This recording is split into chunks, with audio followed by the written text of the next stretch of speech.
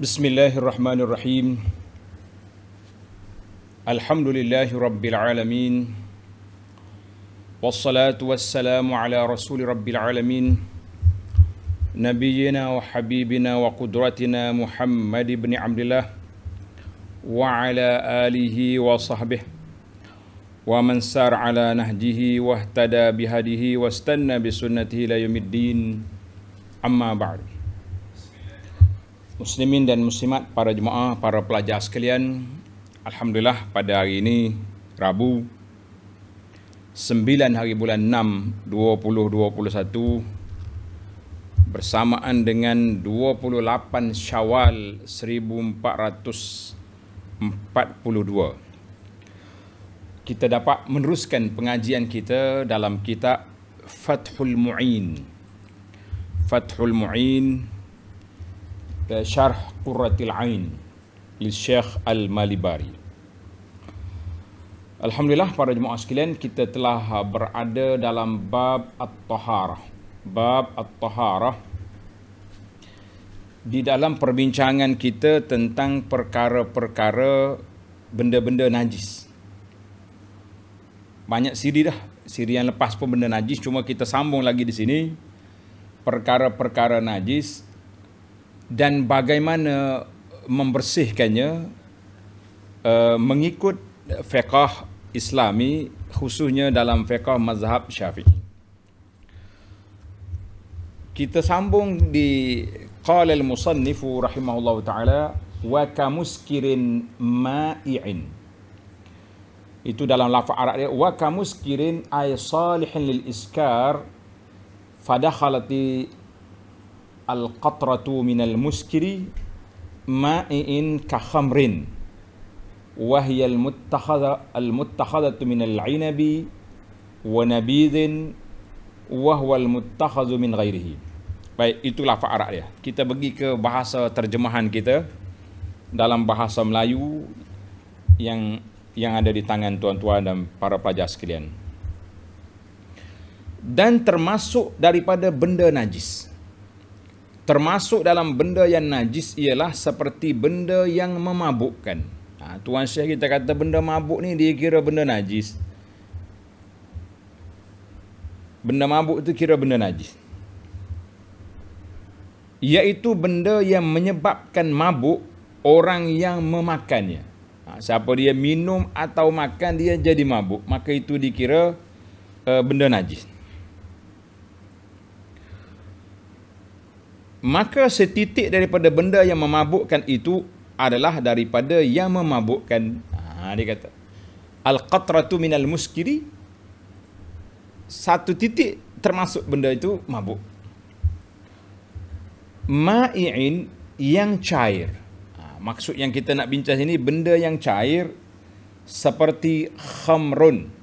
Penterjemah kita pun dia terjemah khamrun selalu dah. Apa makna khamrun? Apa dia khamrun? Arak, khamar. Kita bahasa Melayu pun ada setengah orang guna khamar kan, arak. Sebab apa arak tu nama dia khamrun? Sebab dia menutup akal fikiran. Orang yang mabuk dia tak boleh bercakap dengan akal yang waras. Jadi tak waras dari dia tu. Orang panggil bercakap tak tahu apa, benda yang dia kata pun dia tak tahu.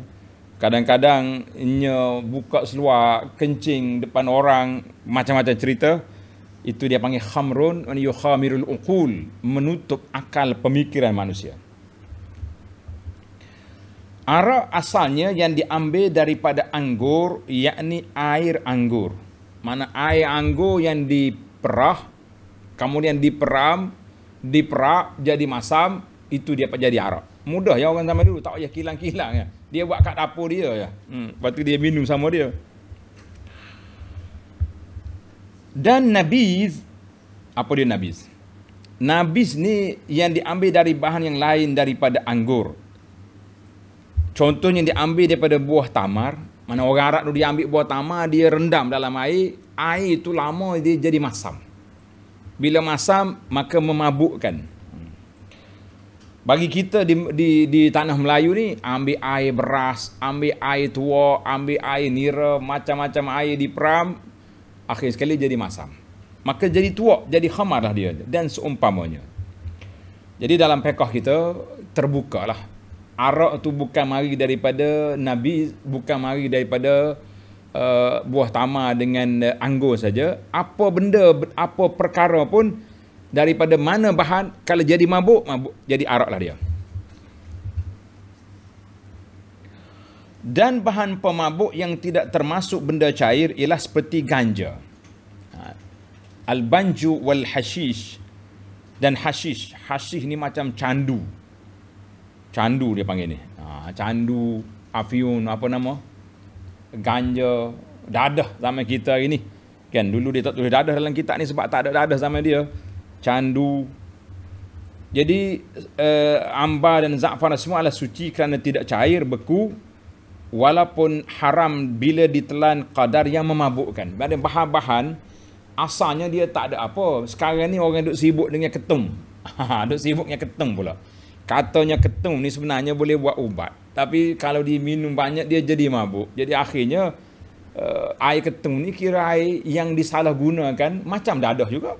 Dadah tu ada sebahagiannya dalam ubat. Tapi di bawah kawalan doktor mengikut keperluan. Tapi kalau sudah jadi mabuk dadah, habis. Hancur dia punya kehidupan. Maka yang perbahasan kita di sini iaitulah arak. Arak, asal arak tu bila diperah anggur, diperam, disimpan, dia jadi mabuk, mendidih, gelegak. Tapi kalau kita biarkan lama-lama, dia pulih balik, dia turun balik jadi cuka. Tengok dalam kitab ni kata. Dan arak menjadi suci setelah menjadi cuka dengan sendirinya.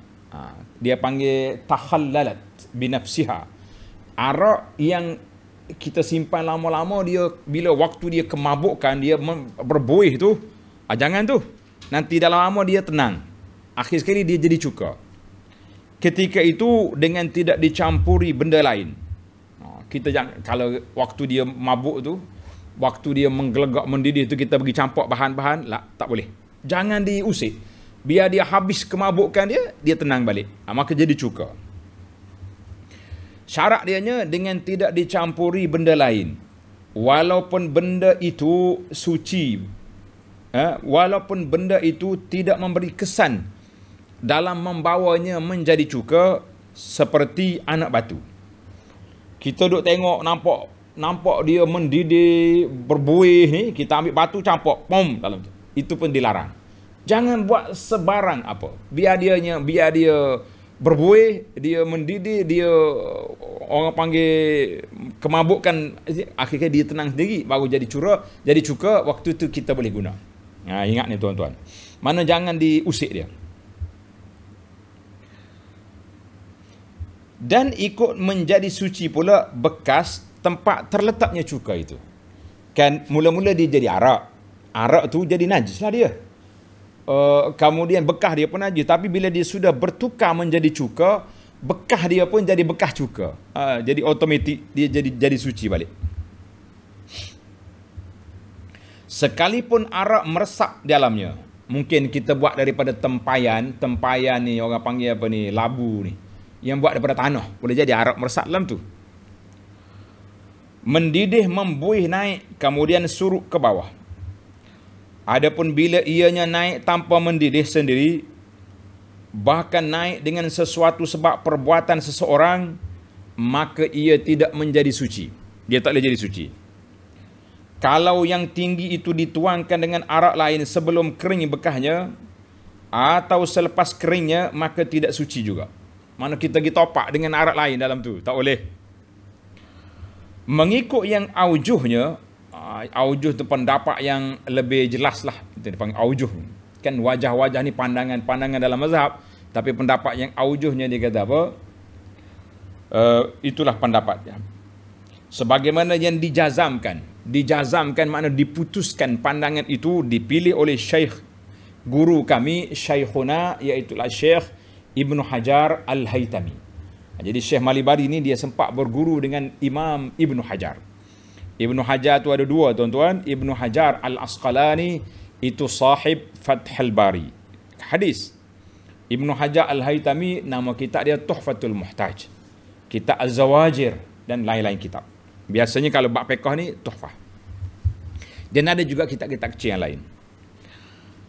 Dan apa yang dipegangi oleh Syekh kami Al-Muhaqqiq Abdul Rahman bin Ziyad, bahawasanya ianya menjadi suci bila dituangkan arak lain di atasnya sebelum kering bahagian yang berkenaan dari bekasnya. Ini ada khilaf lah sama dia tu. Dan tidak selepasnya, yakni tidak suci kalau arak lain dituang selepas bekasnya kering pada bahagian yang berkenaan itu. Ini khilaf di antara dua syekh. Kemudian katanya, kalaulah dituangkan arak dalam suatu bekas, kemudian arak itu dikeluarkan daripada bekas itu, dan kemudian dituangkan ke dalam bekas itu arak yang lain selepas kering bekasnya, walhal sebelum ianya dibasuh, maka semuanya tidak suci. Walaupun ia menjadi cuka selepas ianya dipindah darinya ke dalam bekas yang lain, sebab dia sudah bertukar sana tukar sini. Dan dalil yang menunjukkan bahawa arak itu telah menjadi cuka, bagaimana kita nak kesan arak ni sudah bertukar kan? Daripada arak menjadi cuka, tanda para pelajar boleh tanda. Bagaimana kita nak kena? Wad dalil, kita kata al-humudah fi ta'miha, iaitu rasa masam. Kita rasa tu sudah jadi masam. Yang tadi lain dia punya rasa kan, masam cuka lah. Dan walaupun tidak benar-benar masam dan masih ianya membuih, tapi buih dia dah, orang panggil dah rendah dah, duduk atas air dah. Maka itu dia panggil, kita kata arak sudah mencuka, arak sudah menjadi cuka. Maka ketika itu bolehlah kita nak ambil dia, letak dalam makanan ataupun letak dalam masakan dan sebagainya. Dan bekas dia juga sudah menjadi suci. Alhamdulillah.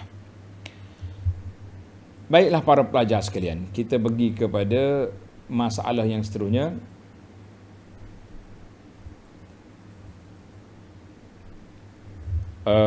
Wayathuru jildu,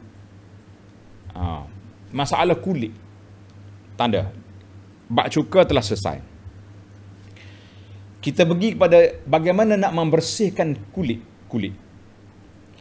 Dan kulit haiwan yang najis, dengan sebab dia mati, dia panggil haiwan yang sudah mati.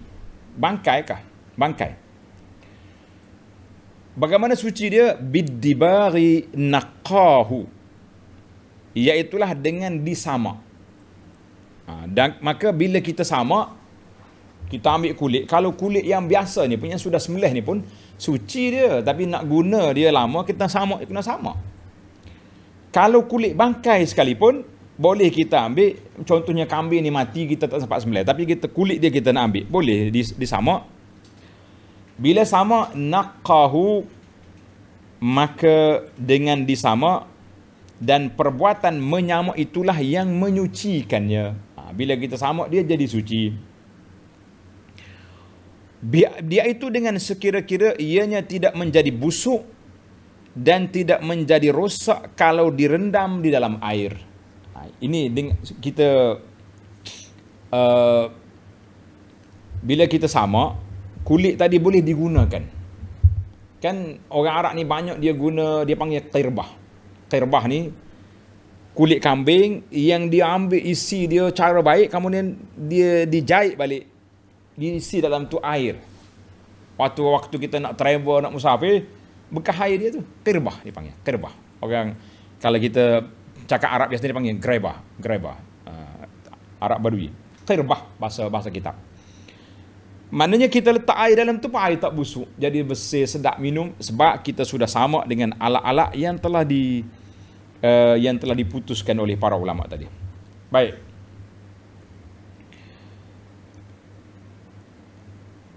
Habislah kita masalah kulit. Sekarang ni kita berpindah kepada dua kawan rapat. Dua kawan rapat dalam mazhab Syafi'i sangat sensitif kepada kita. Khusus lebih-lebih orang Melayu ni. Wa kakal bin wa khinzirin. Tuan Syekh kata wa kakal bin wa khinzirin. Dan termasuk benda-benda najis ialah seperti anjing dan babi. Kita kata dua member kuat ni, anjing dengan babi. Dan anak dari salah satu dari kedua dia dengan yang lain. Anjing pergi nikah dengan kambing. Keluar anak dia, nama dia Kanjing. Sesuai kan nama ni? Kan? Anjing nikah dengan kambing. Dia girogo kambing contohnya. Kambing ni bila keluar anak, jadi dia Kanjing. Kambing anjing. Dah. Ataupun kambing babi contohnya. Apa hukum kanjing dengan kambing ni? Apa hukum? Iaitu babi atau anjing pergi setubuh apa itu dengan hayawan lain. Apa nak buat? Maka salah satu daripada anak dia tadi dia kira najis juga. Anak salah satu daripada hasil daripada anjing dengan kambing tadi. Dan ulat, ini pelik sikit ni. Dia kitab kita dia turun naik sikit. Dan ulat, bangkai anjing atau babi adalah hukumnya suci. Ulat. Babi mati, mapuh. Kelantan kata mapuh. Kelantan sedap sikit bahasa dia dah. Kalau anjing, babi mapuh. Kalau kambing mati. Kita tak. Waktu kita budak-budak kata, kenapa? Apa bezanya? Semua tak ada nyawa belaka. Dia kata, hak ni mati sebab mulia kambing. Ni anjing ni mapuh. Dia kata, baik. Anjing mapuh, kambing mati. Baiklah. Bila anjing itu sudah mati, keluar ulat. Ulat tu bukan asal daripada dia. Maka dia mari daripada busuk dia tu. Jadi ulat tu tidaklah najis. Seperti najisnya anjing dan babi. Dia najis juga tapi bukan najis anjing yang babi. Dan ulat bangkai anjing atau babi adalah hukumnya suci. Hukumnya suci. Demikian juga suci sarang labah-labah. Tuan-tuan tanda. Jarang orang duk bincang sarang labah-labah ni. Labah-labah ni semua rumah ada kan. Labah-labah ni semua rumah dia ada. Dalam kitab kita kata suci sarang labah-labah mengikut yang masyhurnya. Mana pendapat yang masyhur Nasjul Ankabut iaitulah suci. Kalau tidak banyaklah benda najis atas rumah kita kan. Lebih-lebih lagi yang jarang-jarang membersih rumah tu. Sebagaimana yang disebut oleh Syekh Subki As-Subki dan juga Al-Azra'i rahimahumullah. Dua orang ulama ini masyhur dalam mazhab kata sarang laba-laba bukan najis. Mana kalau kita berjalan tu lekat di baju kita buang jelah. Kalau ada lekat pun taklah sampai peringkat tak sah solat kita sebab dia bukan najis. Tetapi pengarang kita Al-Uddah dan juga Al-Hawi. Biasa kalau kata Al-Hawi ni Al-Hawi Al-Kabir, iaitulah Al-Imam Al-Mawardi rahimahullah, menjazamkan najisnya, yakni najisnya sarang labah-labah. Sudah. Sahibul Uddah dengan Al-Hawi kata najis sarang labah-labah. Jadi tuan-tuan kena bersih sentiasa lah. Kena sentiasa bersih lah rumah kita. Bagaimana agak? Kita nak pakai yang pertama ke nak pakai yang najis? Kalau nampak orang rumah kita tak ahli rumah, kita tak apa rajin cuci bersihkan sarang laba-laba ni, ambil pakai yang kedua lah. Baru pakai beringat cepat-cepat dia punya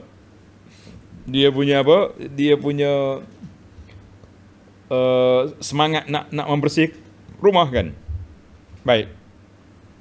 Yang penting kita pegang pendapat yang masyhur tadilah. Sarang laba-laba tidak najis. Dan juga najis apa yang keluar dari kulit. Seperti kulit ular masa hidupnya. Kan kadang-kadang kita jumpa kan tersangkut dekat pagar rumah kita kulit ular. Dia kata itu najis juga. Seperti peluh mengikut apa yang difatwakan oleh setengah ulama. Kulit ular tu dan najis apa yang keluar dari kulit seperti kulit ular masa hidupnya. Seperti peluhnya mengikut apa yang difatwakan oleh setengah ulama. Jadi ada sebahagian ulama kata najis juga. Tetapi kata Syekhuna Ibnu Hajar Al-Haytami rahimahullah, Ibnu Hajar kata fihi nazar. Pandangan yang mengatakan benda tu najis tadi itu fihi nazar, maknanya boleh dinilai balik lah.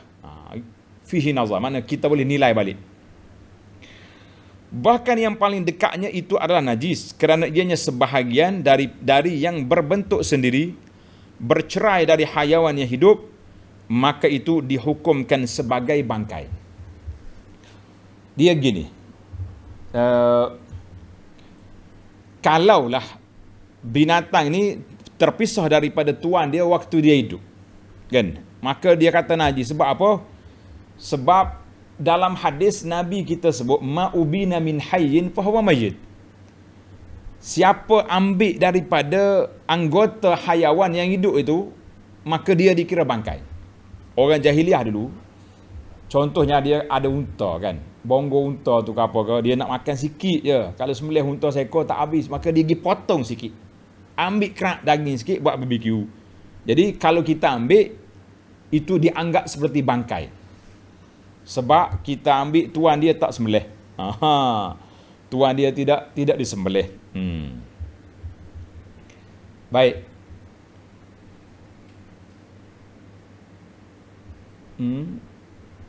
Dan Syekh kita mengatakan bahawa hak ni agak pelik sikit ni, tuan-tuan. Biasalah dalam kitab fiqh ni dia panggil ar-ra'aitiyat, banyak fiqh andaian. Ini cerita pelik. Tadi kita anjing kahwin dengan kambing jadi kanjing kan. Yang ni lagi teruk. Dan Syekh kita mengatakan bahawa lau naza kalbun aw khinzirun ala adamiyatin fawaladat adamiyan kana alwaladu najisa. La ilaha illallah. Sudahlah dia.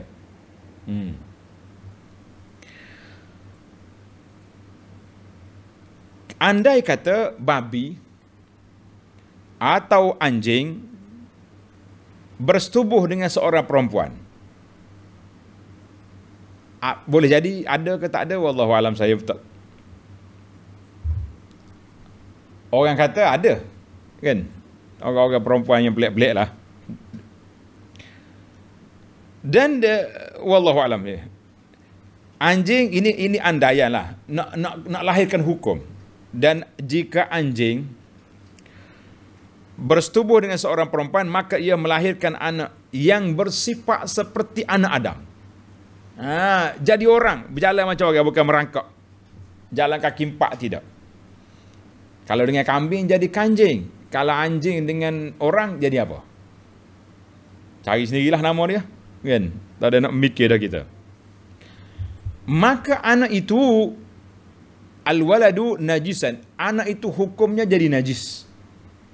Dalam kitab fiqh ni kata anak itu dikira najis juga. Sebab dia anak mari daripada air mani anjing. Walaupun begitu, ia diwajibkan melakukan solat dan sebagainya.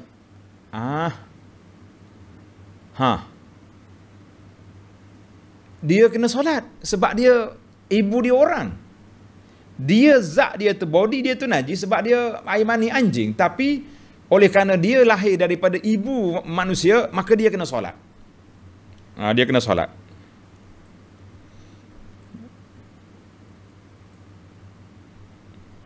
Dan yang zahirnya ialah bahawa adalah ia dimaafkan. Dan apa yang terpaksa dalam menyentuhnya, maknanya kalau kita sentuh dengan dia tu tak perlu pergi basuh 7 kali lah. Tidak macam mana pula dia pergi solat di masjid. Zaman tu bukan ada kawit. Kalau ada kawit boleh duduk jauh-jauh. Penjarakan. Zaman dulu orang duduk rapat-rapat. Dan harus ia menjadi imam sembahyang. Sudah adalah. Anak anjing ni boleh jadi imam solat sebab dia orang ketika itu.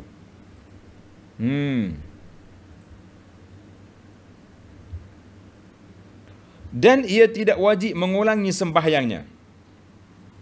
dan ia boleh memasuki masjid.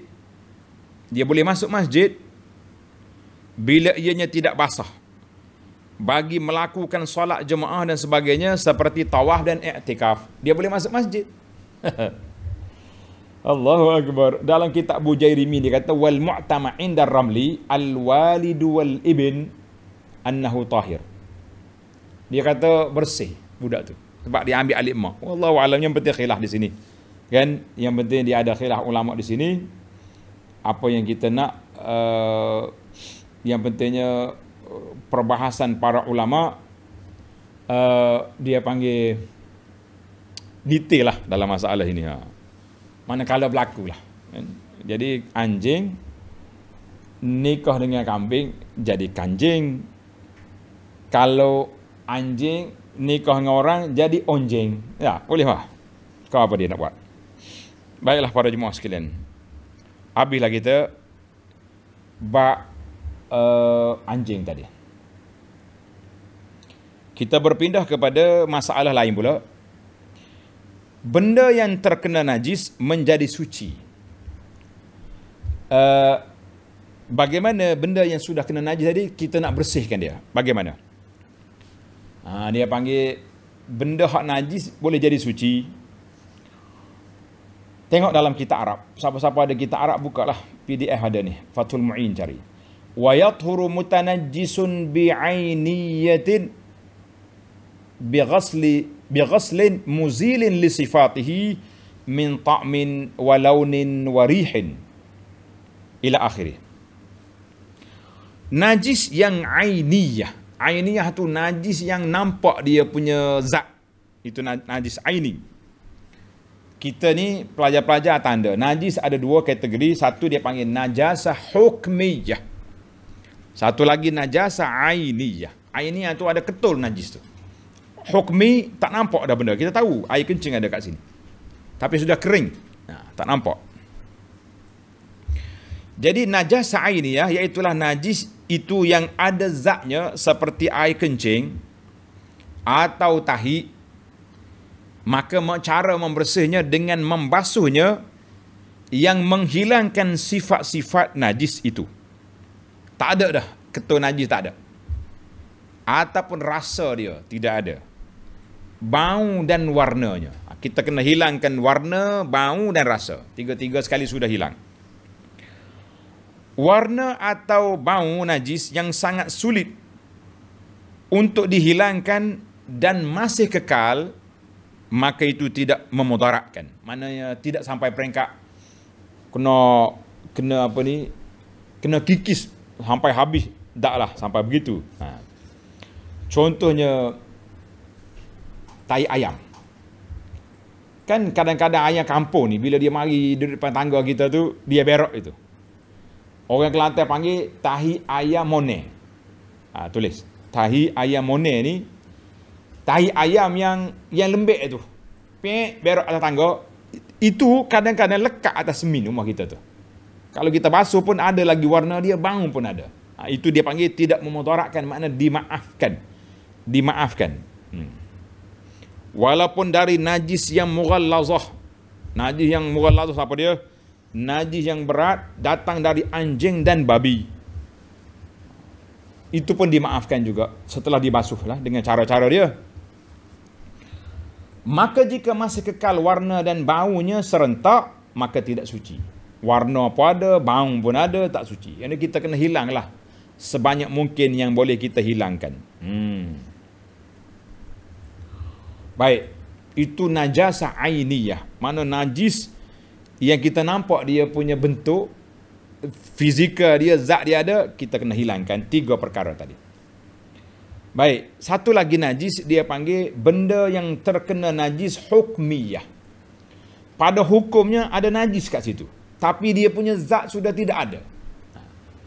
Seperti air kencing yang telah kering, yang tidak boleh dikesani sifat-sifatnya, ianya menjadi suci dengan berlari air di atasnya sekali saja. Mudah lah. Mana kita kata di sini ada air kencing ni, tapi dah tak ada dah dia punya kesan-kesan. Jadi kita ambil air satu timba, kita jiruh atas tu, kita cucur siram atas dia tu, maka sudahlah. Habis. Alhamdulillah. Senang kan.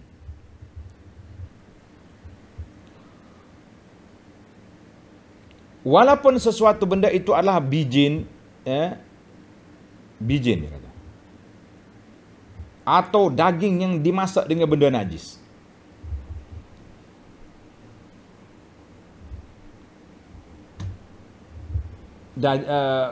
Daging yang dimasak dengan benda najis. Wa in kana habban. Tengok habban ni sebenarnya salah catat kata bijirin. Tulis yang ada kitab tu dia tulis bijirin, maknanya habbah ni macam biji. Bijirin au lahman tubikha binajis, ataupun daging yang dimasak dengan air yang kena najis, maknanya sudah masuk dalam tu lah. Atau pakaian dicelup dengan najis. Pakaian dicelup dengan benda najis, maka batin benda itu menjadi suci dengan menuangkan air di atas bahagian zahir benda itu. Selesailah masalah kita ni. Jadi kita ambil air, kita jirus, siram atas dia tu, maka dia pun jadi hilanglah hak bawah dia tu.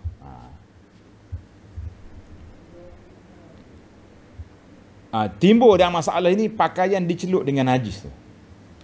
Ni ramai orang tanya masalah masalah apa? Nak basuh pakaian dengan mesin basuh full automatic. Campur air dalam tu, keluar kering. Kalau yang lagi automatic, bukan sekali kering, sekali ngelipat lagi. Kelas dah. Rehatlah wanita zaman kita hari ni. Alhamdulillah. Zaman mak kita dulu kat Allah, junjur kain pergi kat sungai, basuh, genye, tonyoh, kata orang Kelantan, jemur. Allahu Akbar. Zaman kita ni sudah banyak kesenangan. Maka kita kata alhamdulillah, oleh kerana air itu banyak, beberapa kali keluar, kita kata insya-Allah tidak ada mahzur dalam masalah penggunaan mesin ini. Cuma nasihat saya kepada pengguna mesin basuh automatik, kita kena pastilah, contohnya kain ni kita nak campur pakaian kita dengan kain anak kita yang kecil. Mungkin dia kencing dalam seluar ataupun macam-macam lah, budak-budak kan. Ataupun orang panggil terkicik. Kicik ni apa terkincik. Ni yang keluar najis tak terasa tu. Jadi eloklah kita ambil pakaian anak-anak ni, kita basuh dulu di luar. Basuh dekat sink dulu. Buang dia punya zat najis-najis tu, baru campur sekali dengan pakaian kita dalam mesin. Kita kata itulah yang selamat, insya-Allah. Jadi kena rajinlah sikit kan. Jangan apa ni, ambil semua pakaian anak-anak tu campur dalam tu. Jadi zat najis dia tu suka juga nak keluar, sebab air pun dia pusing-pusing campur dalam tu. Jadi sekarang ni kita buang dulu yang kotoran-kotoran ada tu. Maka insya-Allah tuan-tuan dan puan-puan yang menggunakan mesin automatik ni, la mahzur, tidak ada larangan di situ insya-Allah. Cuma dengan langkah awal tadilah kan, langkah awal tadi. Dia panggil bilah dulu, biar basuh dulu.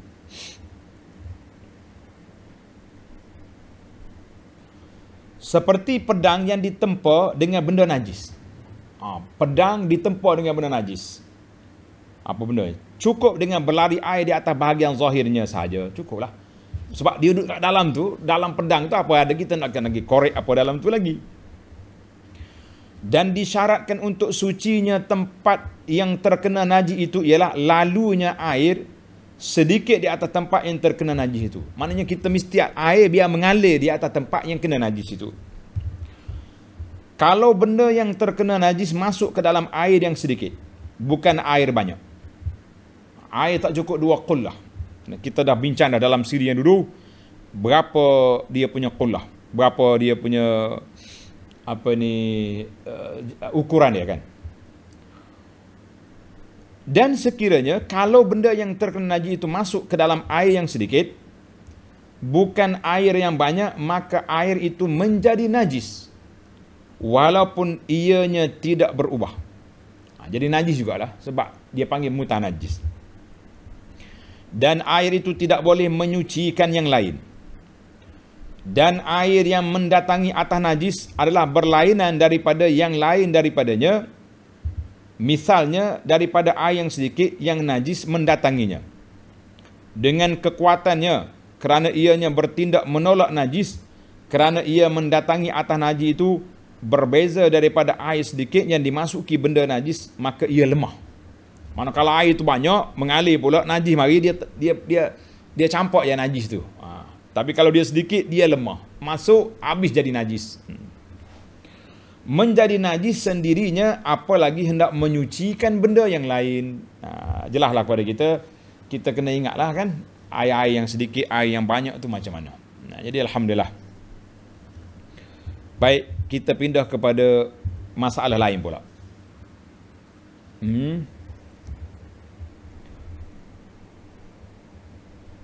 Apabila mulut seorang terkena najis, mulut dia kena najis, cukuplah dengan ia mengambil air dengan tangannya lalu membasuh mulutnya itu, walaupun ia tidak meninggikan tangan atas daripada mulut. Maknanya kita masuk air gitu je. Sebagaimana yang dinyatakan oleh syekh kami, guru kami Syekh Ibn Hajar lah kan. Dan wajib ia membasuh semua yang termasuk ke dalam had zahir daripada mulutnya, iaitu dari mulutnya sampai kepada had makhraj kha, sampai sini kha, walau dengan mengedar air dalam mulutnya itu. Mana kita masuk air komo-komo sampai ke ha tu boleh. Sebagaimana hukum menuangkan air ke dalam bekas yang terkena najis dan melenggangkan air itu ke tempatnya, maka ia madai. Mana kita pusing putar air dalam bekas tu. Dan tidak boleh menelan sesuatu, misalnya air membasuh dalam mulut sebelum suci mulutnya, walaupun dengan menggelegakkan air pada kerongkonya. Jadi oleh kerana dalam mulut kita terkena najis tadi, termasuk benda najis, maka kita kena basuh komo-komo, keluar balik air. Jangan ditelan. Kalau telan air najis lah jawab dia je. Baik, far'un. Kita masuk pada perbincangan lain pula tentang tanah. Tanah pula.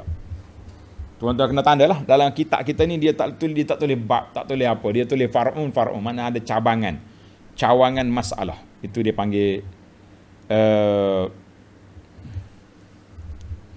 kalau tanah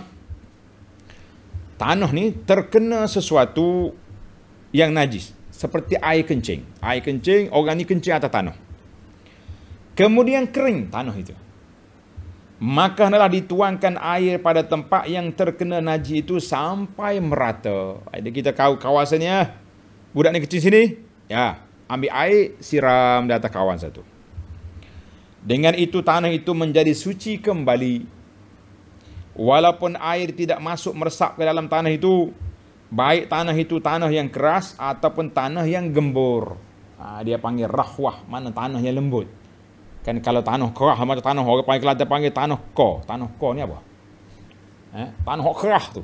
Tapi kita siram air atas tu, selesailah masalah kita. Alhamdulillah. Kalau bumi itu, tanah itu tidak dapat menyerap benda yang menajiskannya itu. Macam mana nak buat pula? Tanah tu keras sangat-sangat. Maka mestilah dibuang zat najis itu sebelum dicurahkan air yang sedikit ke atasnya. Kena buang dulu zat. Yang sebagaimana kalau najis itu berada dalam sesuatu bekas, mana kita kena buang, bersih dulu, buang najis dulu, baru kita basuh bekas tu.